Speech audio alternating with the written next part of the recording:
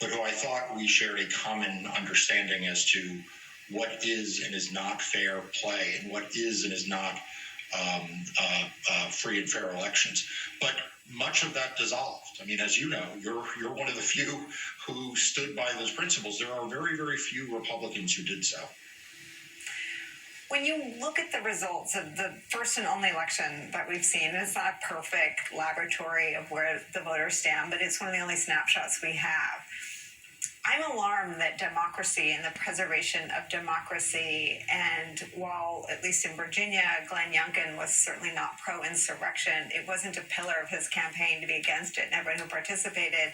Do you worry that the preservation of our democracy isn't front of mind for voters? And this is not a voter problem. This is always a campaign issue, not an indictment of the voters. They're worrying about COVID. They're worrying about kids in class. They're worried about the cost of things. Are you worried that it's getting lost in the conversation? I'm terrified by that. I'm terrified that it's getting lost in the conversation. And I am every day feeling like I am pushing a boulder up the hill only to have it roll back on me as I try to make this argument. 20 years from now, 50 years from now, 100 years from now, people are going to ask, what did you do when democracy was at stake? That literally is the only thing history will remember about this time. It's not going to remember all of the signaling noise that was going on. It's not even going to remember some of the big economic issues facing the country as seriously as they are. Ask your audience, how many people remember what other legislation passed in 1965 other than the Voting Rights Act and the extension of the Great Society? You know, most of the daily give and take that legislatures deal with, whether it's Congress or state legislatures, get swept aside. But history's going to judge us. They're going to judge you. They're going to judge me. They're going to judge every member of the House and Senate and governor and state legislature. What did you do when democracy was at stake? And I, for one, may not succeed.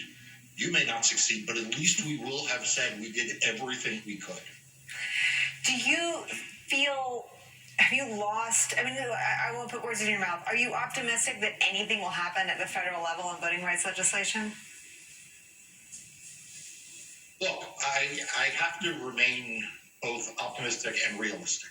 Yeah. You know, we're litigating right now in 31 cases in 18 states.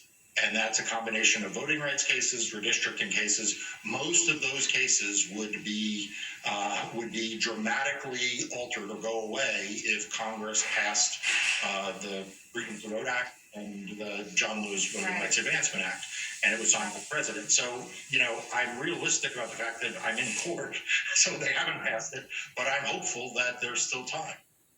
Mark Elias, we'll be those people 50 years from now at the bar saying, we thought they should do more, we told them, but hopefully everyone will have listened and heeded your calls. Thank you for spending some time with us, my friend, and for everything you do. Thank you, and thank you for every day hammering this point home. Thank you. When we come back, a harsh indictment of NFL superstar Aaron Rodgers by Hall of Famer Terry Bradshaw as the fallout over the lie Rodgers told about his COVID vaccination status seems to be getting worse for him. That's next.